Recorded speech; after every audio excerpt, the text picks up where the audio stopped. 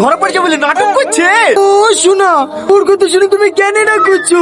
ওই ছেলের সাথে আমার জীবনে কথা বলবো না। তুমি 2 মিনিট বসো। ঠিক আছে বলো। আমি শুধু তোমাকে এইটুকুই বলতে চাচ্ছিলাম, তুমি 5টা অব্দি বসি এই ছেলের মুখে জুতোটা মারো। আমাদের ভালোবাসা কি এতটাই ঠুনকো? যাত্রার কথায় ভালোবাসার প্রমাণ দিতে হবে, এই বিশ্বাসটুকু আমার প্রতি নাই। তোমার প্রতি আমার অগাধ বিশ্বাস। আমি জানি তুমি আমাকে ছাড়া অন্য কারো কথা ভাবতেই পারো না।